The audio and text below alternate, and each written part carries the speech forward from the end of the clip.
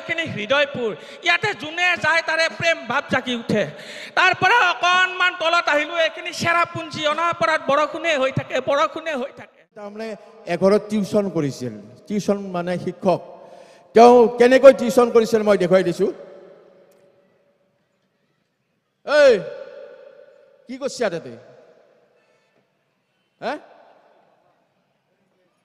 ও কি হল তোৰ স্যাৰ আছে এ নহয় মই মানে স্যাৰ ৰাস্তাৰে গৈ থাকোতে দীপিকাই গোলাপ ফুল মাৰিছে মাথা ফাটি গৈছে গোলাপ ফুল মাৰোতে মাথা ফাটি যায় নহয় মানে গোলাপ ফুলৰ লগত ফুলৰ টাপটো আছিল যে মাথা নষ্ট কৰি দিবে ও ফুলৰ টাপটো এটি মাৰি দিছে টাপে এটি মাৰি দিছে মাথা ফাটি এই যে তো টিউচন আছে গম পাইছা না নাই পাইছো স্যার টলং টলংকে ঘুৰি ফুৰি তামাম পঢ়ি আছো স্যাৰ এইবাৰ আপোনাৰ নাম জ্বলাই পেলাম মই জ্বলাব নালাগে ফায়াৰ ব্ৰিগেড আহিব নালাগে এটা কাম কৰ মাইৰে আছে না আছে কিবা বনাইছে নে আজি আপনি টেনশনে লব নালাগে মই তো আপোনাৰ নাম জ্বলাই পেলাম মই আজিকালি তামাম পঢ়ো ৰাতিপুৱা উঠাৰ পৰা ৰাতি হুৱালৈকে ৰাতি হুৱাৰ পৰা ৰাতিপুৱা উঠালৈকে মই পঢ়িয়া থাকো কিতাপ হাততে থাকে ঠিক আছে আজি লেখা পঢ়া নাই আজি তোক মই প্ৰশ্ন দিম কিছু সুধি যাওক মই একদম টপকে উত্তৰ দিম মই লিখি আনছো তই মানে একেটা যে ক'ব পাৰা তই মোৰ সঁচাই নামটো ৰাখবি আৰু একদম আপোনাৰ নাম জ্বলাই পেলাম চিন্তা কৰিব নালাগে প্ৰথমে আমি এটা ভাৱ ভক্তি নহয় হৈ গৈছি সমাজত হয় না সেইকাৰণে আমি এটা প্ৰাৰ্থনা শুনো প্ৰাৰ্থনা গাব লাগিব প্ৰাৰ্থনা এটা গাই ৰঘুপতি ৰাঘৱ ৰাজা ৰাম মিঠাতেলৰ দাম বাঢ়িছে বইল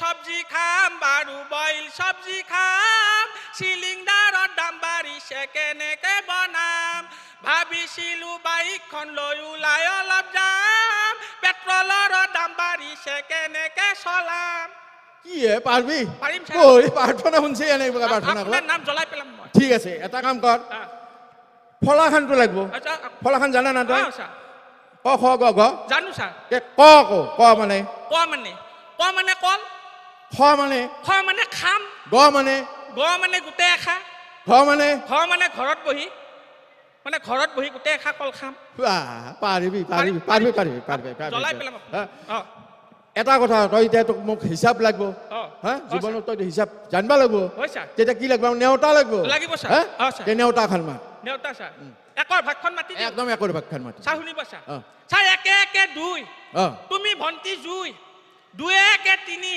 ডিএসএলআর আনিলো কিনি 3 একে 4 আছে এসি গাড়ী 4 একে 5 নকৰিবা লাজ 5 একে 6 নকৰিবা ভয় 6 একে 7 ফটো তুলো ফাঁস 7 একে 8 তোমাৰ মিঠা মাত 8 একে 9 ফেসবুকত আপডেট দিও 9 একে 10 ভন্টি তুমি পটি গলা বস পারবো মোর নাম তো উজালাবি আপনার নাম জ্বলাই পেলাম স্যার ঠিক আছে পদ কেতিয়া পদ 4 প্রকার কি প্রকার আপদ বিপদ লম্পদ আৰু সম্পদ স্যাৰ পাৰবই পাৰিম স্যাৰ মোৰ নাম জ্বলাব পাৰিম স্যাৰ তাৰ পিছত কাল কেই প্ৰকাৰৰ কাল 3 প্ৰকাৰ ঠিকই আছে বঢ়িয়া স্যাৰ আৰু কি অতীত কাল বৰ্তমান কাল আৰু ভবিষ্যৎ কাল তই উদাহৰণ দিব লাগিব উদাহৰণ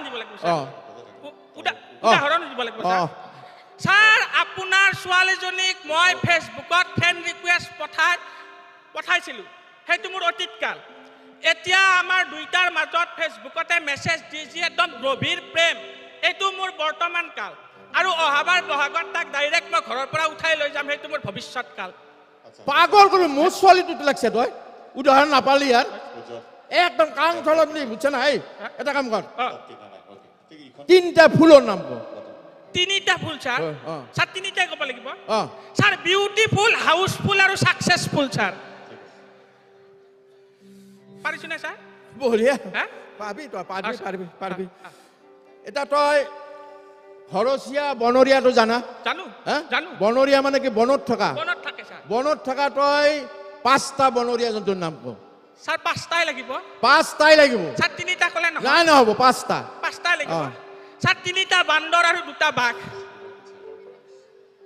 3টা বান্দৰ আৰু 2টা বাঘ 5টাই হ'ল দে এই পাগল কৰি বই এটা এতিয়া তই বাক্য ৰচনা পাৰিম স্যাৰ পাৰিম কোৱালাকে পাৰিবি একদম কোৱালাকে কৈ দিম গ তোৰ কচোন গোৱাখৰে দি বাক্য ৰচনা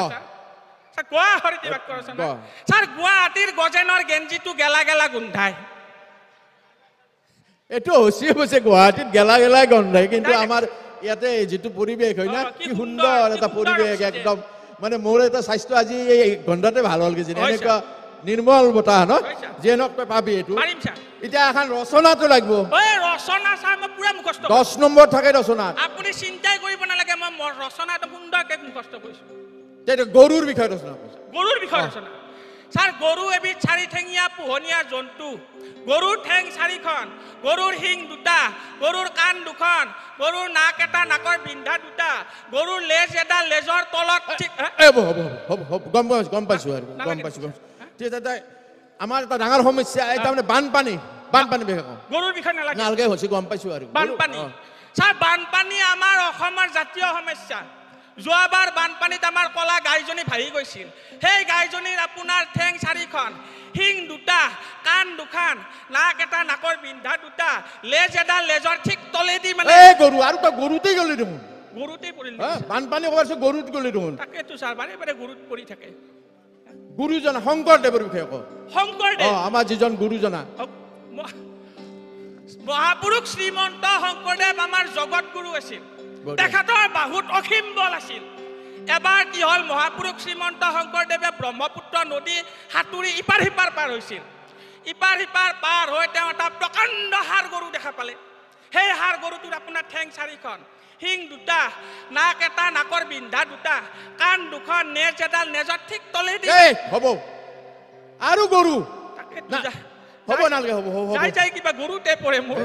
গৰুটো শংকৰদেৱ আৰু তই গৰু বুলি লৈ গেলি, সেইটো নহয়। এটা কাম কৰ, এতিয়া তই আমাৰ সমাজ অধ্যয়নখন জানো ছাৰ, সমাজ ধৰণৰ প্ৰশ্ন মোক সুধি যাক, মই থৈ উত্তৰ দিম।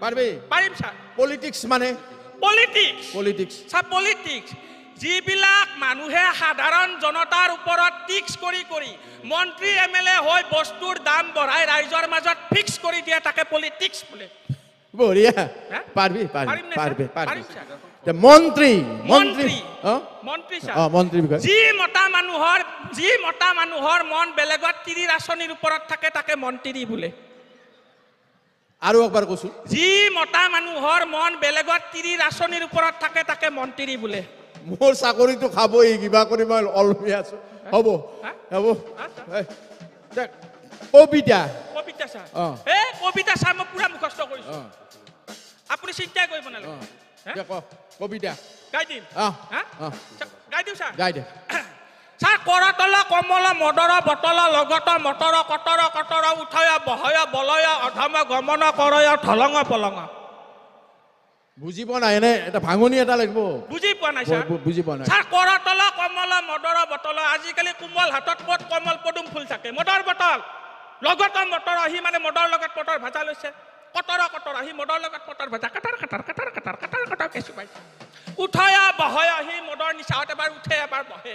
বলয় অধমে কৈছো, গমন কৰয় ঢলঙ পলঙ, আহি মদৰ নিচাত মানে ঢলং পলং কৈ গৈ আছে। বঢ়িয়া, পাবি। পাৰিম ছাৰ। তো 10 নহয় 20 দিব এখন দিব লাগিব ছাৰ। এতিয়াতো তোৰ ভূগোলৰ কথা আহিব।